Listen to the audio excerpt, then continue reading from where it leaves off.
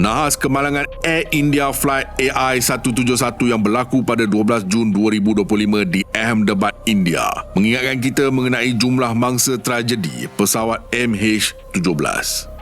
Walaupun kronologi tidak sama, akan tetapi jumlah korban yang ramai memberi luka dan kesan besar pada negara.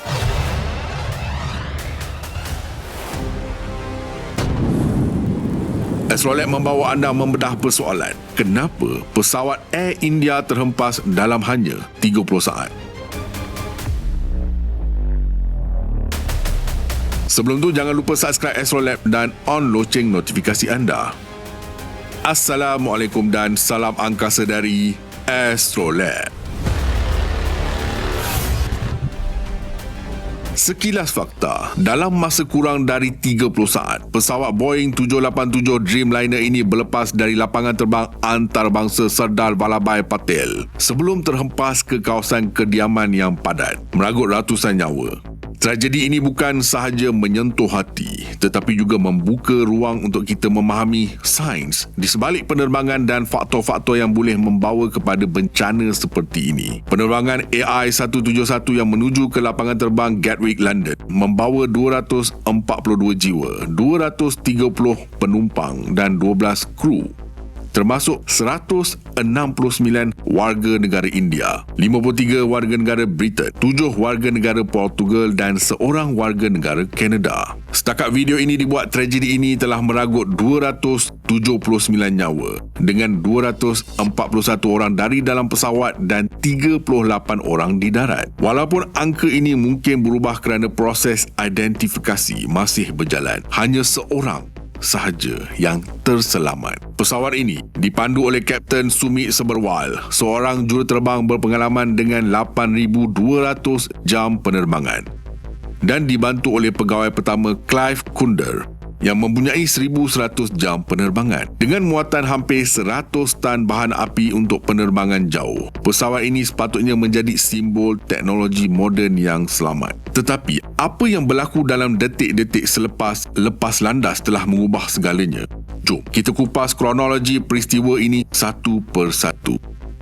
Pada 12 Jun 2025, suasana di lapangan terbang antarabangsa Sardar Vallabhbhai Patel di Ahmedabad adalah seperti biasa pada tengah hari. Cuaca pada hari itu terik dengan suhu dilaporkan mencecah antara 36 hingga 40 darjah Celsius, menyebabkan udara menjadi nipis.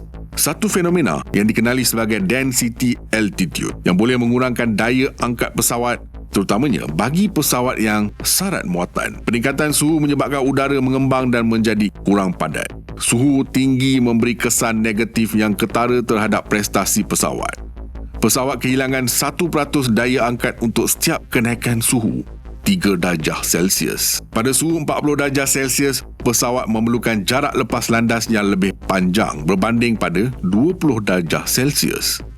Enjin yang disodot secara semula jadi kehilangan kira-kira 3.5% kuasa kuda untuk setiap kenaikan 1,000 kaki dalam density altitude. Laporan METAR dari lapangan terbang menunjukkan angin permukaan yang perlahan antara 3 hingga 6 knot dan jarak penglihatan sebanyak 6 km tanpa awan yang ketara. Kapten Sumit Seberwal dan pegawai pertama Clive Kunder berada di kokpit Boeing 787 Dreamliner dengan nombor pendaftaran VTANB, sebuah pesawat berusia 11 tahun yang telah dihantar kepada Air India pada 28 Januari 2014. Pesawat ini dikuasakan oleh dua enjin General Electric GE NX-1B67 dengan enjin kanan yang baru dipasang pada Mac 2025 dan enjin kiri yang terakhir diservis pada 2023. Dijadualkan untuk servis seterusnya pada Disember 2025. Rekod penyelenggaraan kedua-dua enjin adalah bersih pada jam 13.38 waktu India. Selepas pemeriksaan akhir, pesawat ini mula bergerak di landasan 23 untuk lepas landas, seperti yang dilaporkan oleh Perkhidmatan Trafik Udara Ahmedabad dan data Flight Radar 24. Di dalam kokpit, Kapten Sumit dan Clive pastinya sedang memastikan segala sistem dari enjin hingga flap dan slat berada dalam keadaan optimum. Laporan awal pada 18 Jun 2025 mengesahkan bahawa flap dan permukaan kawalan lain telah dikonfigurasikan dengan betul untuk lepas landas. Pada saat ini, tiada siapa yang tahu bahawa detik-detik seterusnya akan menjadi permulaan kepada tragedi yang mengerikan. Pada jam 13.38.40 waktu tempatan, roda pesawat Air India AI-171 meninggalkan landasan 23.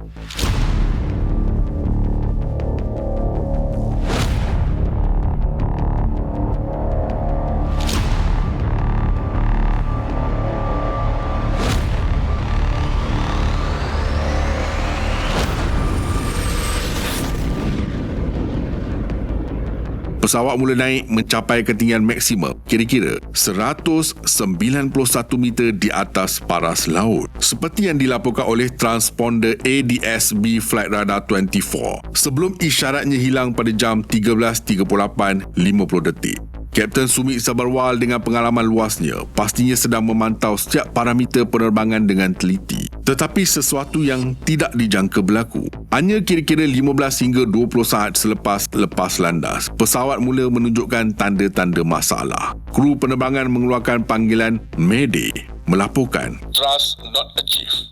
Falling. Mayday, mayday, mayday. Hanya 17 saat selepas berlepas. Dalam masa 17 saat, kru penerbangan mengeluarkan panggilan Mayday kepada menara kawalan, melaporkan kehilangan kuasa dan daya dorong. Satu tanda kecemasan yang serius. Ini adalah komunikasi terakhir dari kokpit sebelum pesawat mula kehilangan ketinggian dengan cepat. Rakaman video dari kamera keselamatan berhampiran landasan menunjukkan pesawat naik sebentar sebelum mula turun secara beransur-ansur sambil mengekalkan orientasi hidung ke atas. Seorang peminat penerbangan berusia 17 tahun turut merakam detik-detik terakhir sebelum hentaman, menunjukkan pesawat itu hilang dari pandangan sebelum bola api besar muncul di ufuk.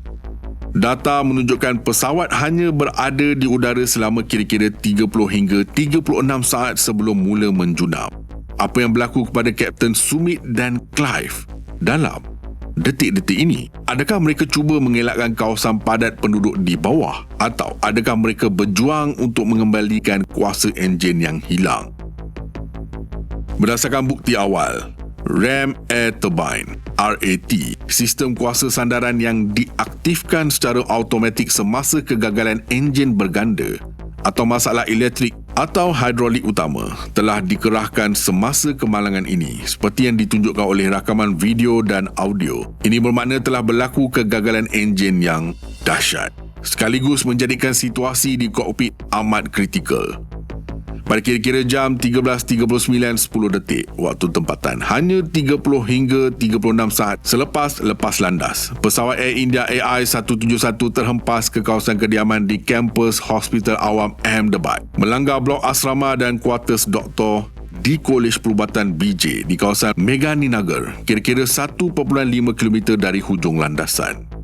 Hentaman itu mencetuskan pelbagai letupan diikuti dengan kepulan asap hitam tebal yang kelihatan dari jauh. Suhu kebakaran dianggarkan mencecah 1,500 darjah Celsius, memusnahkan hampir segala-galanya di laluan pesawat. Stabilizer dan kon ekor pesawat yang masih utuh sebahagiannya terletak di atas bangunan asrama bertingkat, menjadi simbol tragis kepada kemusnahan yang berlaku. Tragedi ini meragut nyawa 241 orang di dalam pesawat termasuk Kapten Sumit Sabarwal dan pegawai pertama Clive Kunder. Hanya seorang penumpang yang selamat, seorang warga negara Britain berketurunan India berusia 40 tahun yang duduk di kerusi 11A berhampiran pintu kecemasan. Beliau berjaya melarikan diri melalui bukaan yang terhasil akibat hentaman walaupun mengalami luka terbakar di tangan kiri dan pelbagai kecederaan lain. Adiknya yang duduk di barisan lain tidak bernasib baik. Di darat 38 orang terkorban termasuk pelajar perubatan yang berada di Dewan Makan semasa pesawat melanggar bangunan itu. Dekan Kolej melaporkan bahawa 60 hingga 80 pelajar berada di dalam Dewan Makan pada masa itu dan walaupun ramai yang berjaya melarikan diri, 10 hingga 12 orang terperangkap dalam kebakaran. Sekurang-kurangnya 50 pelajar perubatan telah dimasukkan ke hospital akibat kecederaan. Kesedihan yang dirasai oleh keluarga mangsa tidak dapat digambarkan. Hanya 35 mayat telah diserahkan kepada keluarga 3 hari selepas kemalangan, dengan ramai lagi memerlukan pengenalan melalui sampel DNA akibat keadaan mayat yang teruk. Selepas tragedi ini, penyiasatan segera dimulakan oleh Biro Penyiasatan Kemalangan Pesawat AAIB India dengan sokongan daripada National Transportation Safety Board, NTSB Amerika Syarikat, AAIB United Kingdom dan Boeing. Kedua-dua black box flight data recorder FDR dan cockpit voice recorder CVR telah ditemui pada 13 dan 16 Jun 2025. Peranti ini yang merekodkan lebih daripada 100 parameter penerbangan dan komunikasi kokpit adalah kunci untuk memahami apa yang berlaku dalam detik-detik terakhir. Walau bagaimanapun, black box ini mengalami kerosakan teruk akibat kebakaran dan hentaman yang mungkin menyukarkan pengekstrakan data. Mengikut peraturan ICAO, laporan awal dijangka dikeluarkan dalam masa 30 hari, manakala laporan akhir mungkin mengambil masa setahun, manakala Menteri India menegaskan laporan akan dikeluarkan dalam tempoh 3 bulan. Pakar penerbangan telah mencadangkan beberapa kemungkinan dan punca. Adakah ini kegagalan enjin berganda seperti yang ditunjukkan oleh pengaktifan rad? Atau adakah serangan burung? Memandangkan lapangan terbang Ahmedabad mempunyai sejarah 462 kes pelanggaran kawanan burung dalam 5 tahun. Mungkinkah terdapat kesalahan dalam penyelenggaraan atau tindakan tidak sengaja oleh kru yang mengganggu bekalan bahan api ke enjin? Atau adakah cuaca panas dan udara nipis menjadi faktor utama yang menghalang pesawat daripada naik dengan berkesan? Pakar kemalangan India menggambarkan ini sebagai paling jarang berlaku. Penerbangan terkawal ke dalam rupa bumi hanya 30 saat selepas landas, sesuatu yang belum pernah berlaku sebelum ini. Dari sudut sains yang menjadi fokus Astrolab, kajian tentang atmosfer bumi yang juga berkait dengan ilmu astronomi melalui pemahaman planet lain memainkan peranan besar dalam memahami risiko seperti udara nipis akibat suhu tinggi. Ini menunjukkan betapa pentingnya sains dalam keselamatan penerbangan. Tragedi Air India AI-171 adalah peringatan yang menyedihkan tentang kerapuhan nyawa dan kerumitan teknologi penerbangan. Astrolab percaya bahawa ini bukan kegagalan juruterbang. Sebagai saluran yang mengutamakan sains dan pengetahuan, Astrolab ingin menekankan bahawa teknologi seperti satelit pemantau cuaca dan kajian atmosfera boleh membantu mencegah tragedi serupa pada masa depan. Astrolab menjemput anda penonton setia Astrolab untuk berkongsi pendapat di ruangan komen dan pada masa yang sama menjemput anda membeli buku nukilan pertama Astrolab, Explore Astra, yang membincangkan fakta-fakta astronomi yang luar biasa. Klik pautan untuk membeli dan menyokong channel ini. Apa yang anda fikirkan tentang punca kemalangan ini? Adakah cuaca, teknologi atau faktor lain yang perlu diberi perhatian?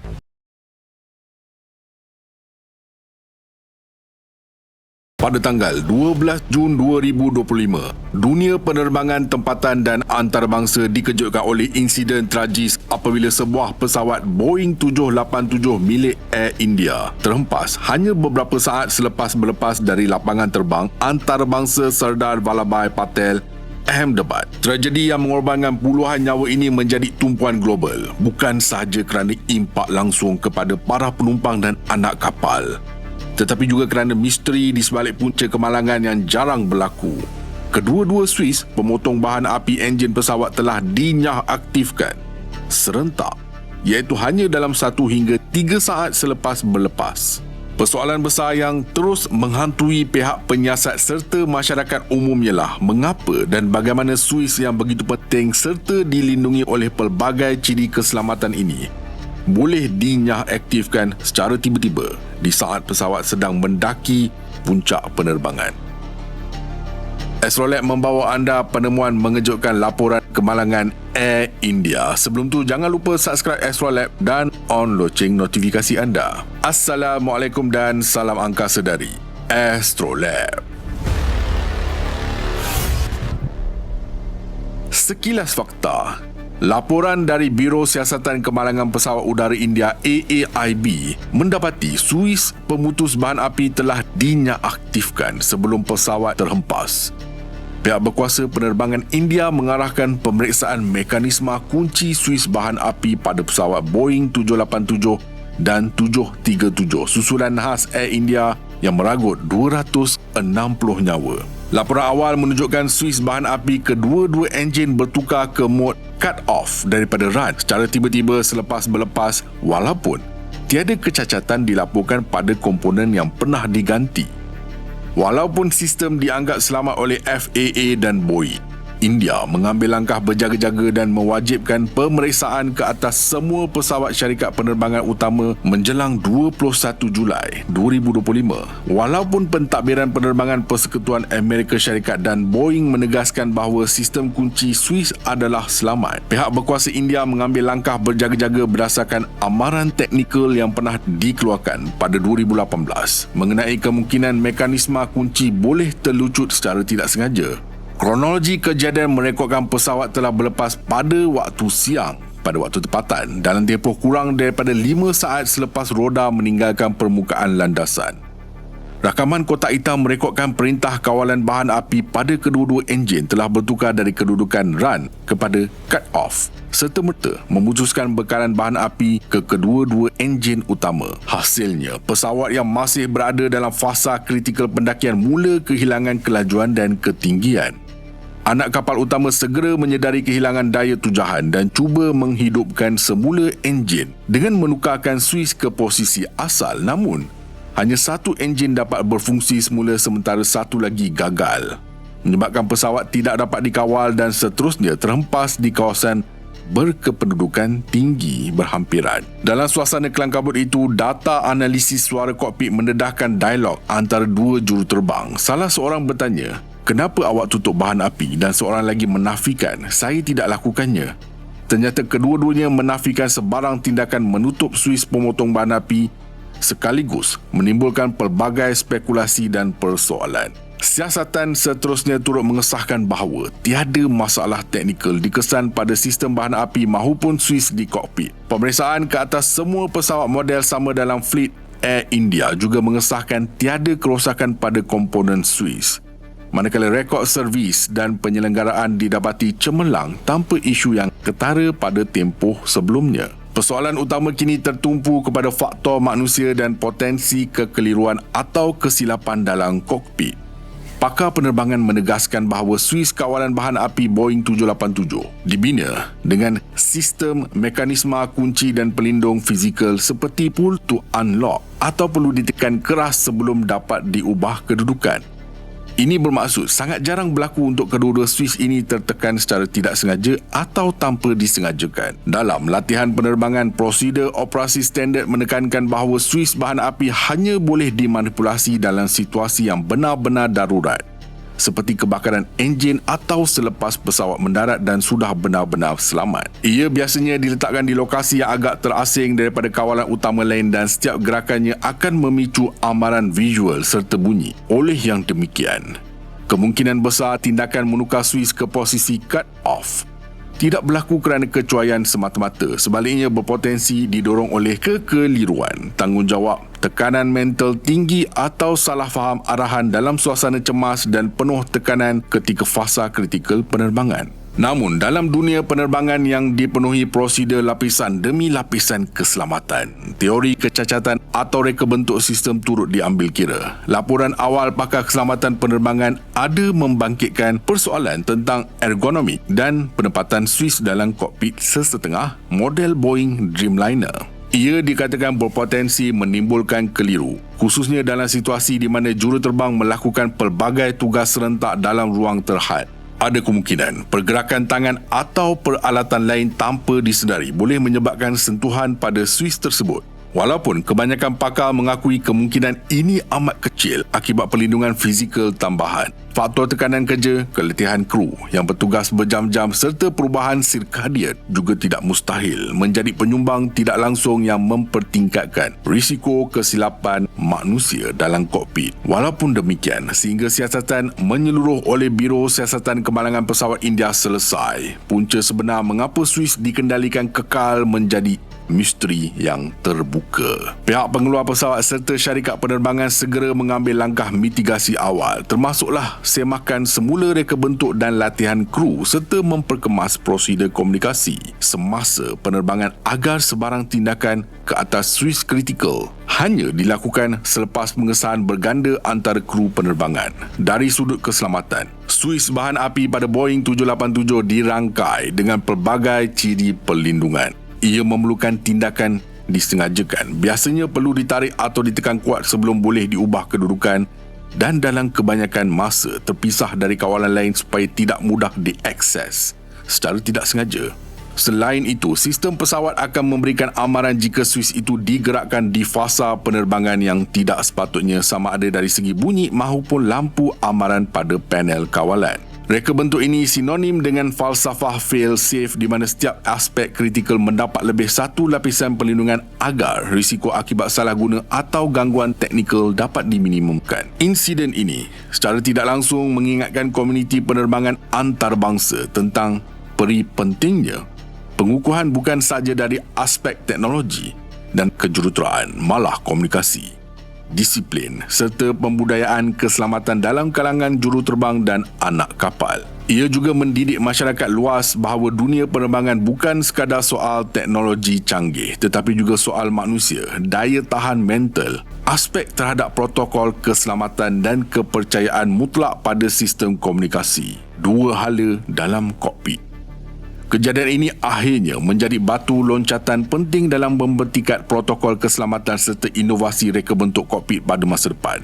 Ia menuntut industri penerbangan agar terus-menerus menambah baik perlindungan fizikal terhadap Swiss Critical serta memperkasakan latihan berterusan kepada kru operasi supaya mereka sentiasa bersedia menghadapi ujian situasi sebenar. Walau bagaimanapun, selagi tanda tanya mengenai punca sebenar Swiss pemotong bahan api dimatikan secara serentak belum terjawab, tragedi Air India ini kekal menjadi study case penting bagi membayangi setiap perbincangan tentang jurang antara teknologi, faktor manusia dan budaya keselamatan dalam penerbangan. Misteri kenapa dan bagaimana Swiss bahan api Air India dinyah aktifkan tetap menuntut analisis dari pelbagai sudut.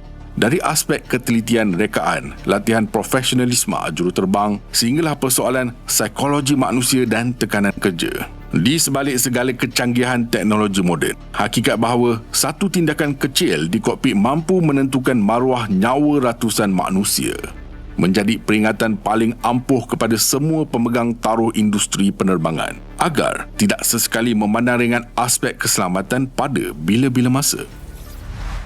Berikan pendapat anda, jangan lupa like, komen, share dan subscribe. Astrolab signing off from space.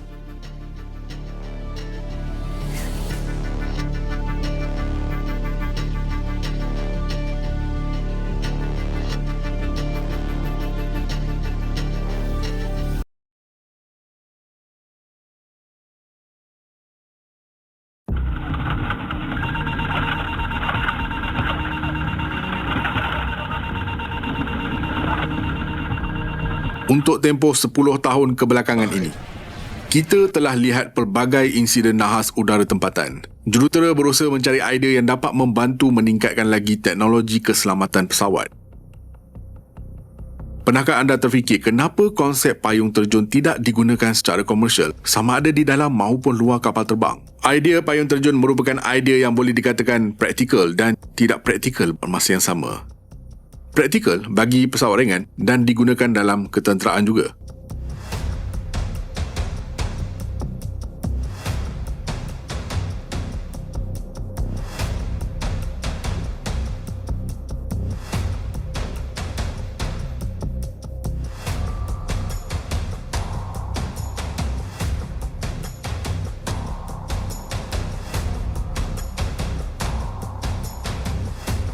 Dari satu segi, payung terjun boleh diletak di bawah setiap tempat duduk dan terdapat jaket keselamatan untuk kecemasan jika pesawat terjunam ke dalam air.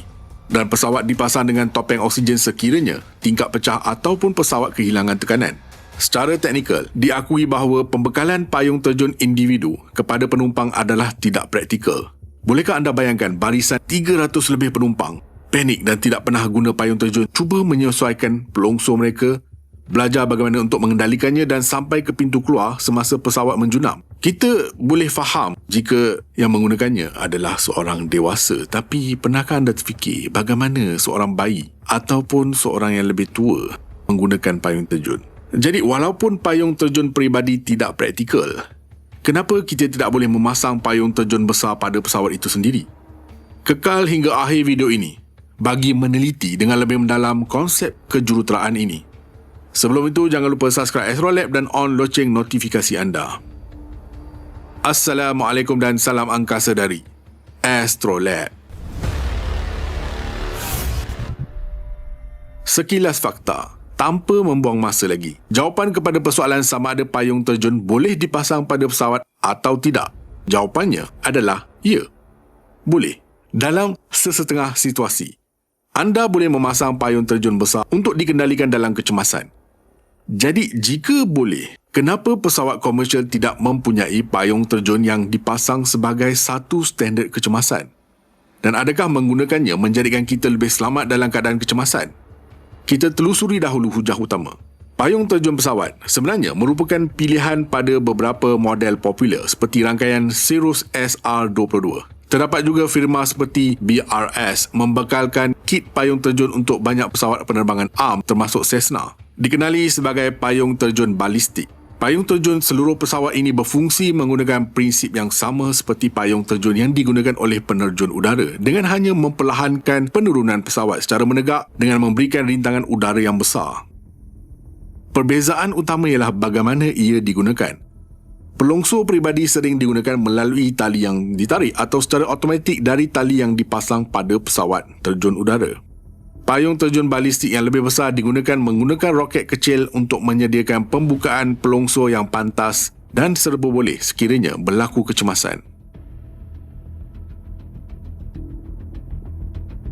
Jika kita boleh meletakkan payung terjun pada pesawat, kenapa kita tidak masukkannya ke dalam pesawat komersial? Yang pertama, data menunjukkan terdapat jumlah kematian yang rendah pada pesawat komersial. Sebelum kita menambah sebarang berat tambahan, kerumitan dan faktor risiko memasang payung terjun balistik pada pesawat komersial, soalan pertama yang perlu ditanya, apakah masalah yang kita cuba selesaikan? Penerbangan komersial pada asasnya adalah selamat seperti yang pernah berlaku. Jadi terdapat alasan kuat untuk mempersoalkan pemasangan payung terjun pada pesawat sama ada jika ia dapat meningkatkan tahap keselamatan ataupun tidak. Pada tahun 2020 dan 2021, terdapat hanya 4 kemalangan di seluruh dunia yang melibatkan pesawat komersial. Di kalangan syarikat penerbangan barat, terdapat sifar kemalangan. Kadar kemalangan maut bagi syarikat penerbangan utama Amerika Syarikat, iaitu perkhidmatan berjadual, adalah sebanyak 0.0 bagi setiap 100,000 jam penerbangan pada tahun 2020. Ini berbeza dengan ketara dengan penerbangan ARM yang mencatat 323 kematian di atas kapal dan kadar kemalangan maut sebanyak 1.049 bagi setiap 100,000 jam penerbangan. Sebaliknya, pada pesawat penerbangan ARM yang lebih kecil di mana payung terjun keseluruhan pesawat kadangkala dipasang, statistik menceritakan kisah yang sedikit berbeza. Oleh itu, walaupun konsep kejuruteraan ini boleh dipertikaikan, terdapat keperluan untuk payung terjun keselamatan tambahan yang boleh dibawa ke penerbangan umum. Untuk pesawat komersial, nampak gayanya tidak banyak manfaatnya. Tahukah anda, payung terjun bahkan telah digunakan untuk menurunkan kenderaan berperisai dengan pantas dan selamat? Ya, pihak tentera telah pun menggunakan konsep ini. Dari aspek lain, kecemasan jarang dapat diselesaikan dengan payung terjun. Sebab utama yang kedua untuk tidak menggunakan payung terjun pada pesawat komersial ialah jenis kemalangan yang berlaku. Payung terjun sebenarnya tidak begitu berkesan dalam kebanyakan kecemasan pesawat komersial. Pertubuhan Penerbangan Awam Antarabangsa ICAO menyediakan senarai faktor risiko kemalangan utama yang mempengaruhi penerbangan komersial. Secara keseluruhan, terdapat 5 faktor utama. Yang pertama, control flight into terrain. Yang kedua, loss of control in flight. Yang ketiga, mid-air collision. Yang keempat, runway excursions. Dan yang kelima, runway incursions. Daripada 5 risiko keselamatan utama dalam penerbangan komersial, payung terjun hanya akan digunakan untuk salah satu kategori insiden sahaja, iaitu kehilangan kawalan dalam penerbangan. 2/5 daripada kategori risiko utama adalah semasa masih di lapangan. Seperti yang kita telah lihat, kemalangan pesawat komersial adalah sangat jarang berlaku dan seperti yang ditunjukkan oleh data sepanjang dekad yang lalu, sebahagian besar kemalangan maut termasuk loss of control in flight berlaku pada pendekatan akhir ataupun semasa pendaratan. Dalam keadaan ini, di mana pesawat berada sangat dekat dengan tanah, tidak mungkin bagi payung terjun melakukan sebarang perbezaan. Juruterbang dilatih mengendalikan sebarang kecemasan bermula dari kebakaran atau asap di atas kapal, kegagalan enjin, serangan burung maupun drone ataupun tekanan yang tidak stabil. Kecemasan yang dinyatakan tidak boleh diselamatkan melalui payung terjun semata-mata. Jika kebakaran berlaku, ia akan berlaku sepantas kilat. Dengan memasang payung terjun tidak membantu sebenarnya. Akan tetapi, masalah kerosakan pada aileron, rudder, elevator maupun flap boleh menggunakan payung terjun, tetapi adakah ianya sesuai? Adakah ia praktikal?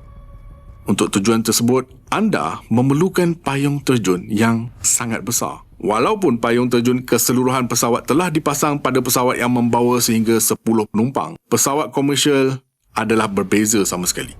Pesawat komersial moden adalah sangat besar. Boeing 777-300ER sebagai contoh, mempunyai lebar sayap melebihi 60 meter dan panjangnya hampir 74 meter. Beratnya adalah 350,000 kilogram. Payung terjun yang boleh menurunkan pesawat sebesar ini dengan selamat sebenarnya tidak wujud. Dan jika jurutera mampu melakukannya, mereka memerlukan kira-kira 1 kaki persegi ataupun 0.1 meter persegi bahan untuk menurunkan 0.5 kilogram pesawat. Walaupun payung terjun udara adalah sekitar 100 kaki persegi, kira-kira 9 meter persegi. Menggunakan anggaran kasar ini daripada syarikat payung terjun balistik komersial BRS, bermakna payung terjun bersaiz 777 mestilah lebih kurang 700,000 kaki persegi. Ini adalah lebih kurang 250 kali ganda saiz gelanggang tenis. Ini bukan sahaja menambah jumlah yang besar, tetapi ia memerlukan sistem roket balistik gergasi untuk melancarkan payung terjun dengan betul dan berulang. Oleh itu, walaupun payung terjun seluruh pesawat secara teknikalnya boleh dicipta, ia bukanlah penyelesaian praktikal untuk pesawat komersial. Prosesnya sangat rumit. Akhir sekali, satu lagi sebab kenapa payung terjun pesawat tidak dipasang sebagai satu standard ialah kerana payung terjun juga boleh gagal atau menghadapi isu teknikalnya tersendiri. Seperti yang telah kita sentuh sebelum ini, perbezaan utama antara pelongsor skydivers dan payung terjun yang dipasang pada pesawat adalah kaedah pasang atur dan penggunaannya. Payung terjun balistik bergantung pada motor roket kecil untuk melancarkan pelongsor gergasi dengan selamat. Pesawat komersial direka bentuk supaya selamat dan boleh dipercayai. Semasa pembuatan pesawat, jurutera menjalankan sejumlah besar ujian keselamatan dan mematuhi sejumlah besar peraturan. Pesawat ringan yang dipasang dengan payung terjun ialah Cirrus SR-22. Latihan tambahan mengenai masa dan cara menggunakan payung terjun telah secara beransur-ansur meningkatkan rekod keselamatan pesawat ringan ini dan menjadi yang terbaik dalam industri. Walau bagaimanapun, sejak pengenalan payung terjun balistik pada pesawat yang lebih kecil, terdapat beberapa perdebatan mengenai kesannya terhadap keselamatan. Iaitu dengan memasang payung terjun, adakah juruterbang mengambil lebih banyak risiko? Dan oleh itu, akhirnya mengalami lebih banyak kemalangan disebabkan oleh jaringan keselamatan ini. Juruterbang dilatih mengendalikan kerosakan enjin tunggal, mengawal kapal terbang yang sedang menjunam dan pelbagai isu teknikal lain. Apa pendapat anda? Jangan lupa like, komen, share dan subscribe. Astrolet signing off from space.